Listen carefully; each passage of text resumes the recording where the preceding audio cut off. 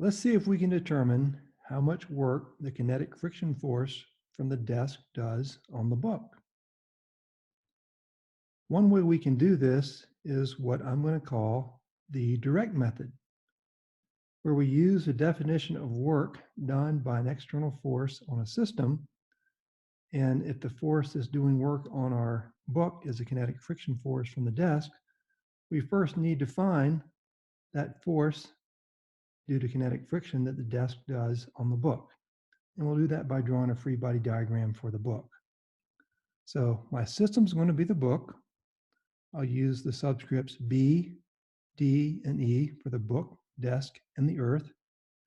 And if I draw a free body diagram for the book, I'm going to choose an x-axis positive to the right, y-axis positive upward.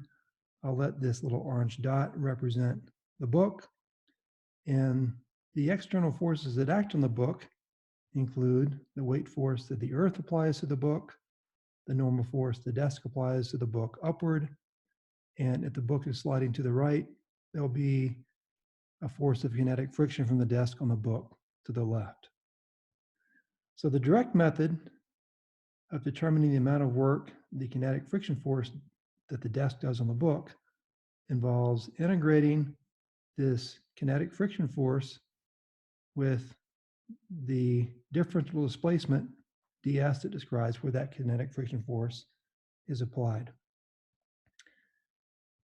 Our kinetic friction model is used to find the magnitude of that kinetic friction force, which our model states that the coefficient of kinetic friction times the corresponding normal force from the desk on the book is going to be the magnitude of that kinetic friction force. That kinetic friction force is acting in the negative x direction as the book undergoes a displacement in the positive x direction. So when I perform that integral from where the book begins at position x of I and finishes up at position x of f, the normal force is going to have a magnitude equal to the weight force because in this problem, the book is not accelerating in the y direction. So the magnitude of the normal force up will equal the magnitude of the weight force down, which is just the mass of the book times the acceleration due to gravity. And when I can put in the numbers that I'm given, I'll find out that the amount of work that the kinetic friction force that the desk does on the book is negative 10 joules.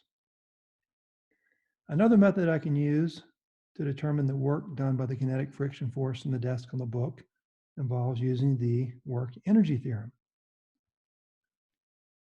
To do this, I've got to look at the different types of work, the different forces can apply to the book, and that total work is going to change the energy of the system, which is the book.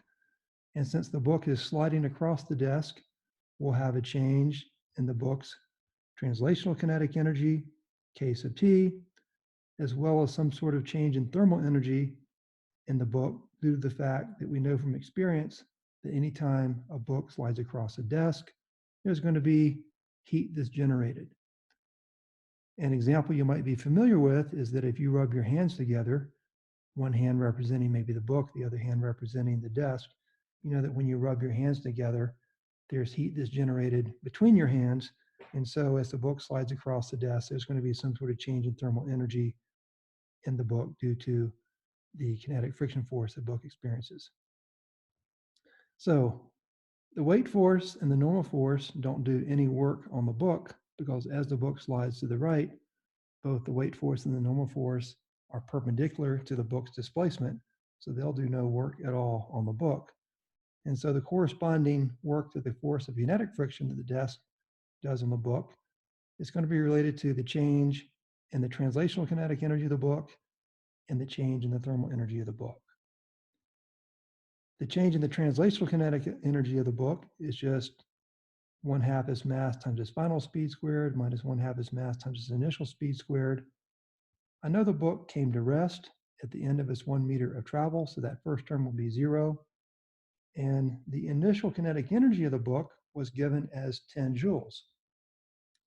So when I write out the expression now, one of the things that I will note is that when I calculated the work done by kinetic friction from the desk on the book using the direct method, that work came out to be negative 10 joules.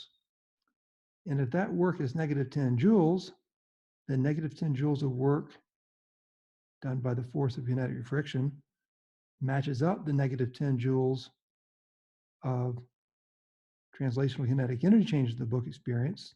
And that implies that the change in the thermal energy of the book is equal to 0 joules. Well, that can't be true. We know from experience that if we slide a book across a desk, there's going to be kinetic friction, and that kinetic friction is going to lead to some type of thermal energy. The book is going to heat up. So the answer A of negative 10 joules might seem to be correct, but after further study, we're going to find out that it is not the correct answer to this problem. So let's go back and talk a little bit more about thermal energy generated by kinetic friction. One of the problems with the thermal energy generated by kinetic friction forces is that it does not have to distribute itself evenly between the two objects that are interacting with each other. In the case of the book sliding across the desk, we know the book started with an initial kinetic energy of 10 joules. And somehow that 10 joules of kinetic energy was lost as the book slowed down. And the corresponding change in thermal energy of the book from our previous study revealed that to be 0. Well, that can't be so. If the book starts off with 10 joules of kinetic energy, that 10 joules of kinetic energy has to go somewhere. And if that 10 joules of kinetic energy goes either to the book or to the desk or to both, what we don't know is exactly how that 10 joules of initial kinetic energy is shared between the book and the desk. So we need more detailed information about the motion of the book and the interaction of the book with the desk to figure out the actual change in thermal energy. Additionally, when you look at the expression for work done by an external force, and that external force being a force due to kinetic friction, we need to know information about the force as well as the displacement that the objects that make up that system undergo relative to one another. But we don't know from a kinetic friction standpoint the proper displacements to use in this integral. And it turns out the best way we can actually study the effects of kinetic friction in a system that consists of one object A interacting with another object B is to consider a system that includes both objects A and B. If we do that, the kinetic friction force becomes an internal force, and since internal forces are defined not to be able to do work on a system, the work done by the kinetic friction force will be 0. So going back to our book sliding across the desk problem, it turns out to completely answer the question, we need a lot more information that describes how the thermal energy generated by the kinetic friction force is actually shared between the book and the desk. So the correct answer to the original question is that we're unable to determine how much work the kinetic friction force the desk does on the book. Let's revisit the thermal energy and kinetic friction question with the following analysis. Let's apply the work energy theorem to the three systems shown below to gain better insight as to how kinetic friction forces generate thermal energy within a system. Remember, the book has an initial kinetic energy of 10 joules and stops sliding across the desk after traveling a distance d. Our subscripts shown in the diagrams below are B for book, D for desk, E for earth, G for ground. In the first system we're going to consider, of just the book, there are three external forces that act on the book: the weight force down, the normal force from the desk upward, and as the book slides to the right, a kinetic friction force from the desk on the book acting to the left. Each one of those forces can do work on the book, Setting up the integral expressions for those three forces, we'll find out that the first force, the weight force that acts on the book down, dotted with the differential displacement vector to the right, results in 0 joules of work because those two vectors are perpendicular to each other and the dot product of two perpendicular vectors is 0. The work done by the normal force that the desk does on the book is also going to be 0 joules because the normal force up is perpendicular to the differential displacement vector ds to the right. And from our previous analysis of the thermal energy and kinetic friction question, we found that the kinetic friction force that the desk exerts on the book results in negative 10 joules of work being done on the book. So the total amount of work that those three external forces do on the book is negative 10 joules. The change in the energy of the book is due to the 6 types of energy changes that we have listed here. The first one, the change in the translational kinetic energy of the book, is going to be negative 10 joules. Remember, changes are always final values minus initial values, and the initial kinetic energy of the book was 10 joules. When the book came to a stop, the final kinetic energy was 0 joules. So the total change in the translational kinetic energy of the book is 0 joules minus 10 joules. The change in rotational kinetic energy of the book is 0 joules because the book does not rotate as it slides across the desk. We'll keep the change in thermal energy term, and the corresponding change in gravitational potential energy is 0 joules, and spring potential energy is 0 joules, and energy changes from other external energy sources is 0 joules. So the total change in the energy of the book as our system is negative 10 joules plus the change in the thermal energy term. If we set the total work done on the book equal to the change in the energy of the book as a system, we get our negative 10 joules of work done on the book being equal to negative 10 joules of translational kinetic energy change plus the change in the thermal energy of the book. And what this implies is that the change in the thermal energy of the book is equal to 0 joules. Well, the book started with 10 joules of initial kinetic energy, and as the book slid across the table, we know from common experience that the book must heat up due to kinetic friction creating thermal energy within the book. So by stating that the book has a change in thermal energy of 0 joules doesn't match our common experience. So that analysis is not the correct way to analyze thermal energy and kinetic friction effects. If you look at our second system, being just that of the desk has 4 external forces acting on it: the weight force of the earth acting down, the normal force from the book acting down on the desk, a kinetic friction force that the book exerts on the desk to the right, and a normal force from the ground acting upward on the desk.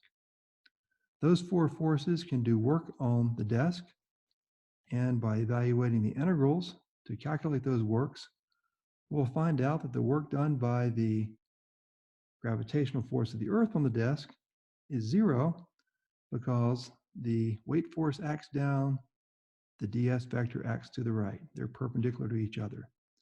The work done by the normal force from the book on the desk is also 0 joules because the normal force is down and that ds vector is to the right. The normal force that the ground does on the desk in terms of work is also 0 joules because the normal force from the ground on the desk is up. The ds vector is to the right.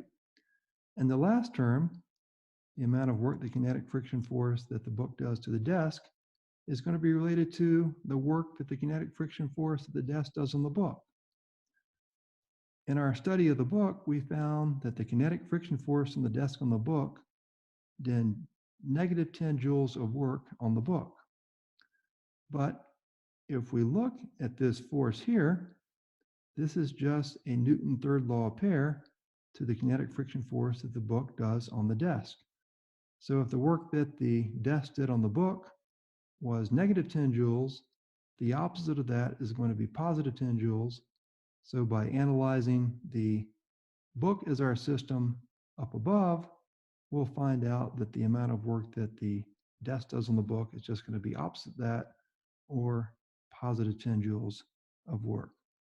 So the total amount of work that those 4 external forces do on the desk turns out to be positive 10 joules of work. The change in the energy of the desk can be found by looking at the changes in the 6 energy terms we have listed here. The change in the translational kinetic energy of the desk turns out to be a total of 0 joules. The desk initially is not moving. It has 0 joules of kinetic energy initially. When the book finishes sliding across the desk still has not moved. It finishes up with a final kinetic energy of 0 joules. So the total change in the translational kinetic energy of the book is 0 joules. The book doesn't rotate. It has no change in rotational kinetic energy. We're going to keep the delta E theorem term. And the last 3 changes in energy due to gravitational potential energy, spring potential energy, and energy from other external sources are all 0. So the total change in the energy of the desk is just 0 joules plus the change in the thermal energy of the desk. We'll keep this 0 joule term here to show that we have 0 joules of energy change from changes in energy outside of thermal energy change. So set the work total equal to the change in the energy of the system. The total work done on the desk we found was 10 joules. The total change in the energy of the system was 0 joules plus delta E therm. And what that implies is that the total change in the thermal energy of the desk has got to be positive 10 joules. Well, if the book had an initial 10 joules of kinetic energy and the book slides across the desk, some of that 10 joules of kinetic energy is going to be lost to increasing the thermal energy of the book. But this analysis shows that all that thermal energy change occurs in the desk. That cannot be true. That doesn't match our common experience. So we cannot transfer all of the initial kinetic energy of the book into thermal energy of the desk. This is not a correct analysis. So what we're going to have to do is look at our third system, the book and the desk together as a complete system. When we do that, the book and desk system has 4 forces we want to consider. One is due to the weight force that the earth exerts on the book. The other one due to the weight force that the earth exerts on the desk. There's going to be a force of kinetic friction that exists between the book and the desk. But since the book and desk together are our system, that kinetic friction force is an internal force. And what we're going to find out, it does no work on the book desk system. The other force that acts on the book desk system is the normal force that the ground exerts upward on the legs of the desk. So the total work done on the book plus desk system is going to be found by finding the work done by each of those 4 forces. We set up our integral relations, and the first work done by the earth on the book, that's going to be 0 joules because the weight force down is perpendicular to the differential displacement vector ds to the right. The work done by the earth on the desk is going to be 0 because, again, that weight force is down. The ds vector is to the right. They're perpendicular to each other. The work done by the normal force from the ground on the desk is also going to be 0 because the normal force is up. The ds vector is to the right. And the last work done by the internal force of kinetic friction is going to be 0 because internal forces do not do work in our definition of work. So the total amount of work done on the book plus desk system by those 4 forces is 0 joules. If we look at the change in the energy of the book desk system, we first note that the change in the translational kinetic energy of the book desk system is going to be a total energy change of negative 10 joules. This comes about because initially the book has 10 joules of kinetic energy, the desk has 0 joules of kinetic energy, so the total initial kinetic energy of the book desk system is 10 joules. After the book comes to rest on top of the desk, the book has 0 joules of kinetic energy. The desk still has not moved. It has 0 joules of final kinetic energy. So the total final kinetic energy of the book desk system is 0 joules. Overall, the total change in the translational kinetic energy of the book desk system is negative 10 joules. The book desk system does not rotate.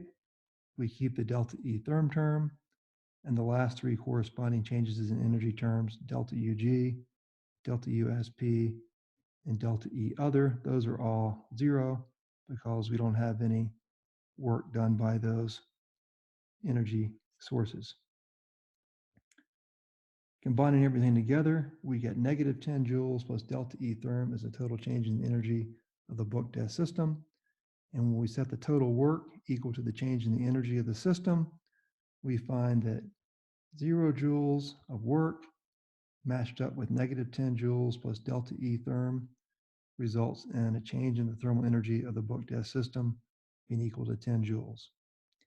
And this is the correct analysis.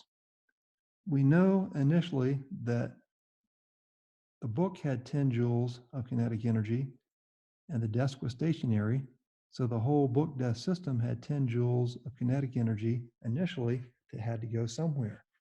That 10 joules of initial kinetic energy was transformed into a change in the thermal energy of the book desk system.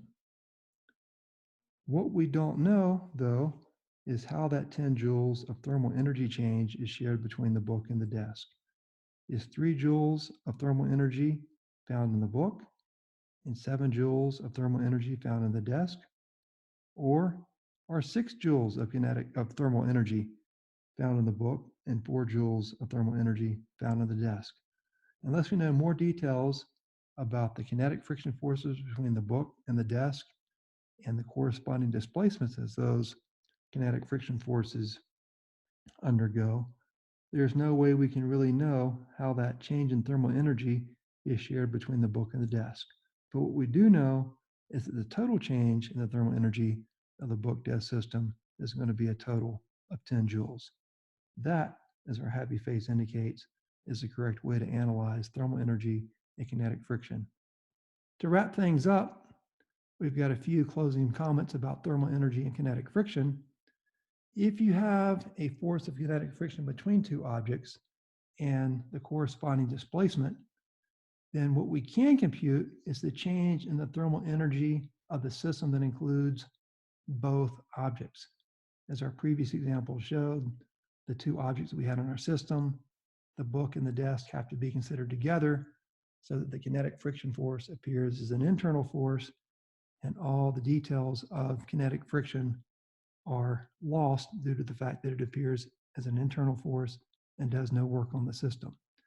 To calculate this change in the thermal energy of the system, I'll multiply the magnitude of the kinetic friction force by the magnitude of the displacement that the friction force undergoes. And that will always be a positive quantity. And that will give me an indication of the total thermal energy change that occurs in the two object system. But unless we have more information about the details of the kinetic friction forces and the microscopic displacements, we cannot compute the work done by a kinetic friction force without that additional information.